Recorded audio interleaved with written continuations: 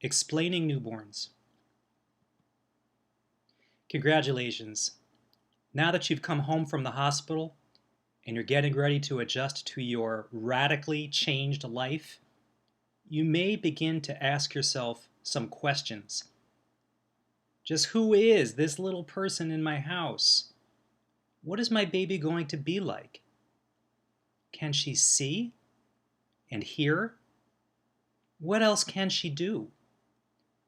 What should or shouldn't I be doing with her? Explaining newborns sounds mysterious. Not really.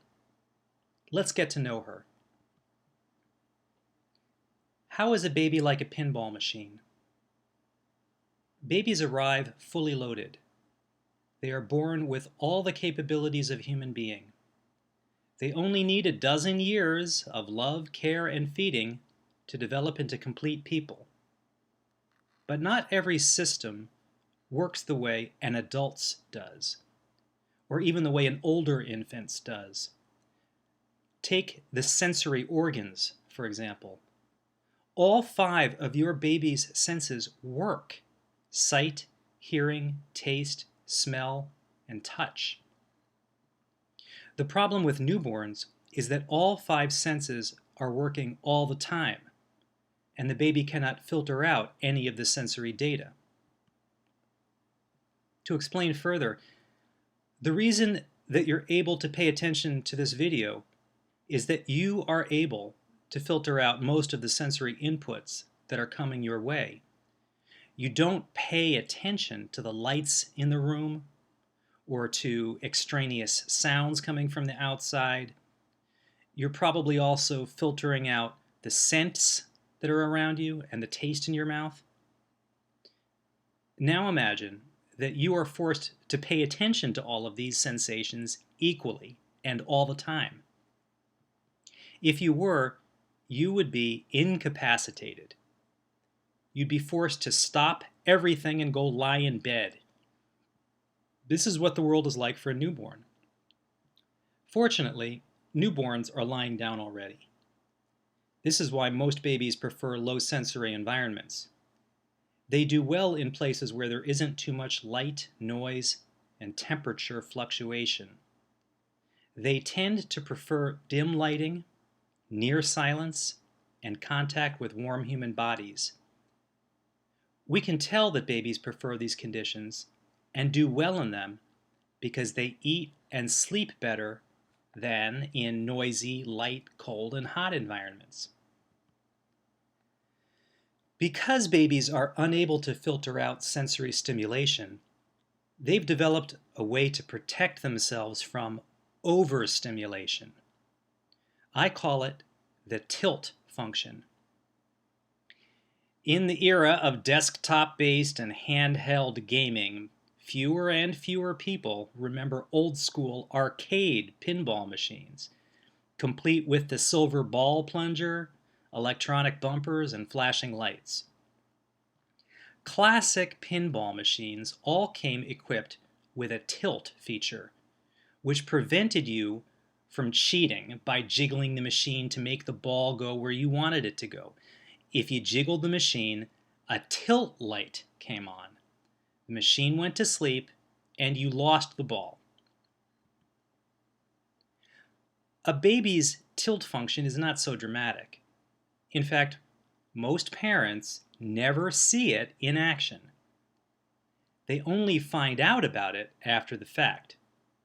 For example, if parents take their newborn to a Labor Day picnic with lots of people and loud music and smells from the barbecue, afterward, the parents might turn to each other and say, "Wow, the baby was so good.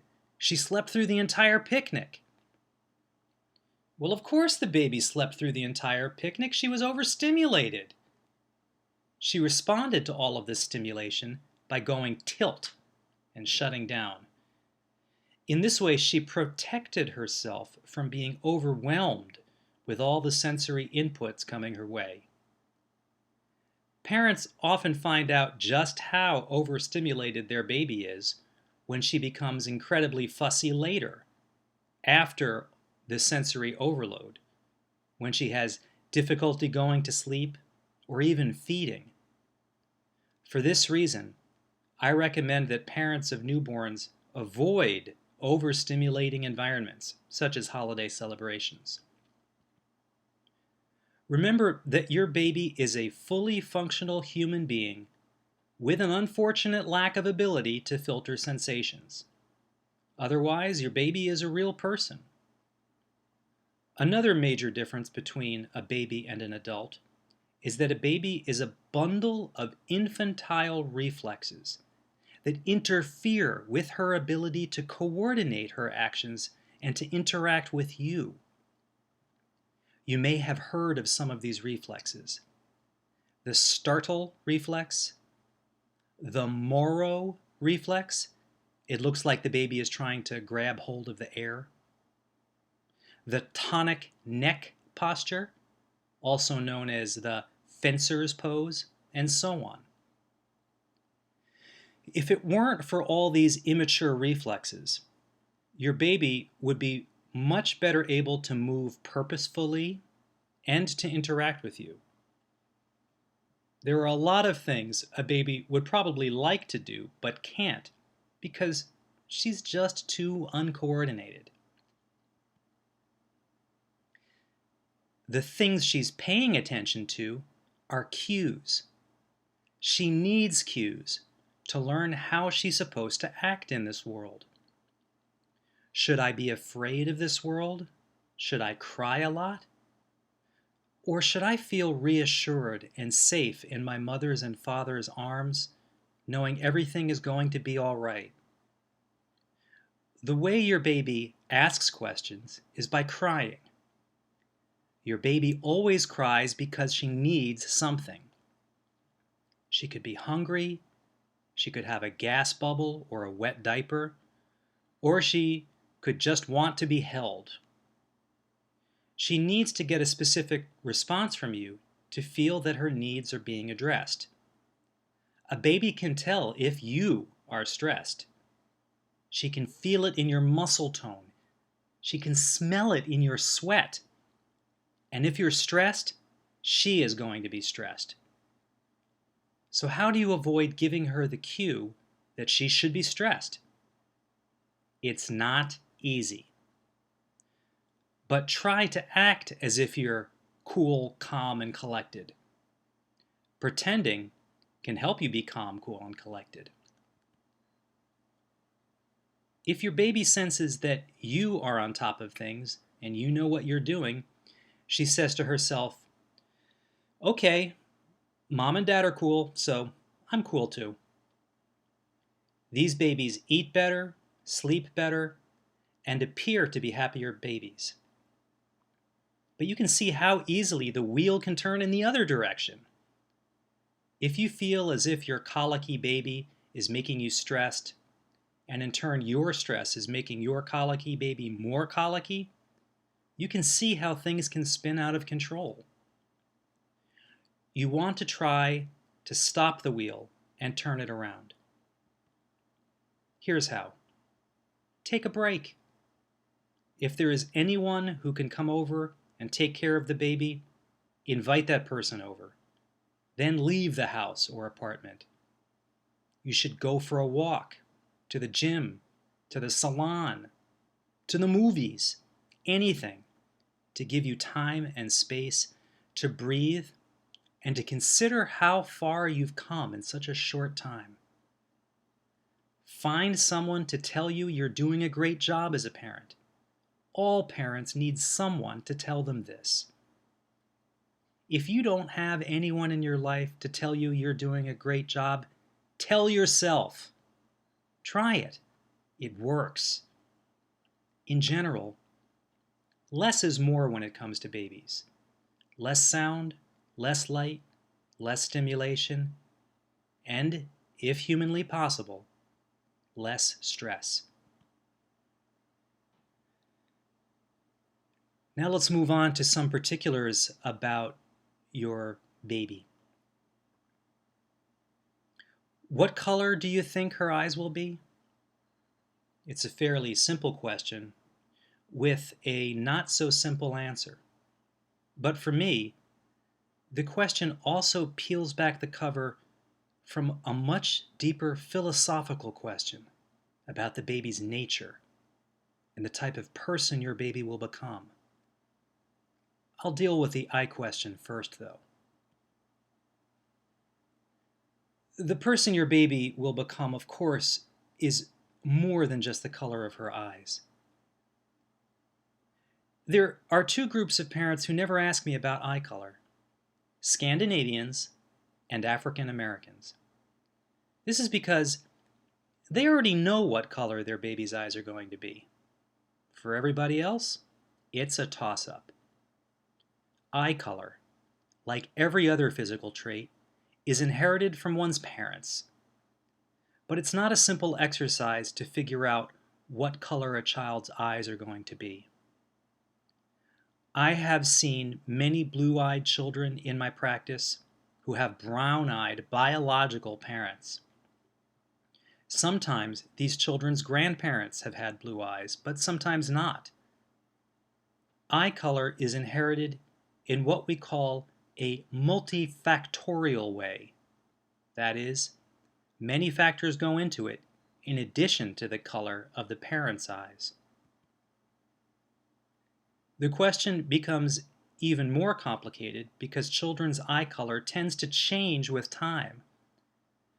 There is a lot of lore out there about the precise age at which one knows the final color of a child's eyes.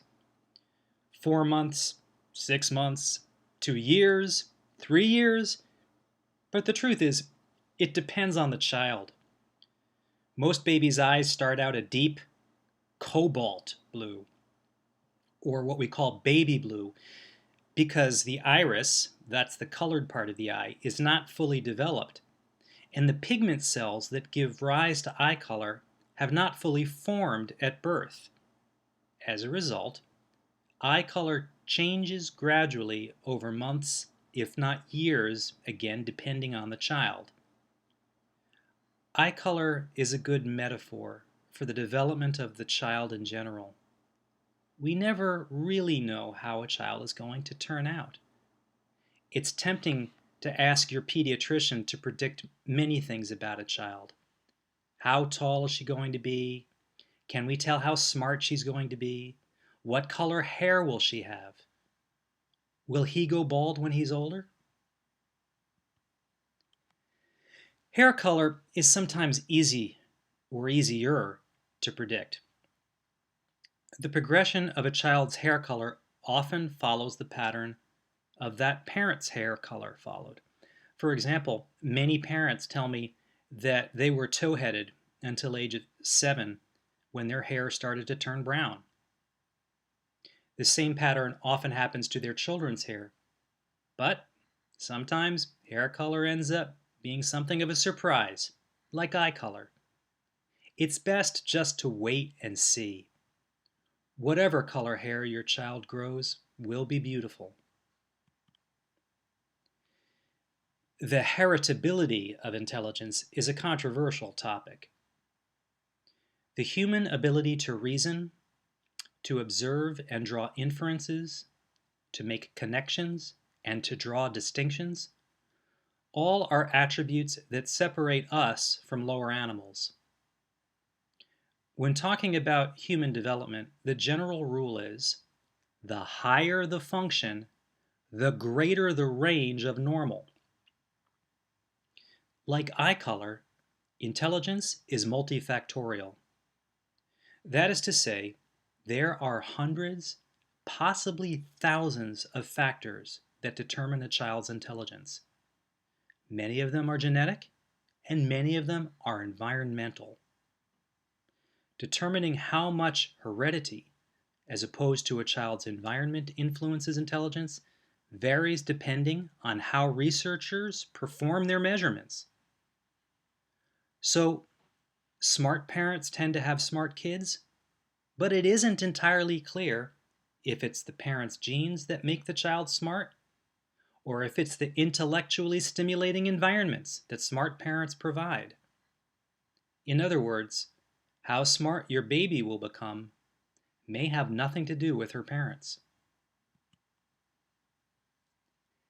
There is one physical attribute that is much less genetic than people think, which is what we euphemistically refer to as body habitus, or more precisely, how chubby your child is. When it comes to weight, genetics is not destiny. Just because a child's parents are heavy does not mean that the child will be heavy.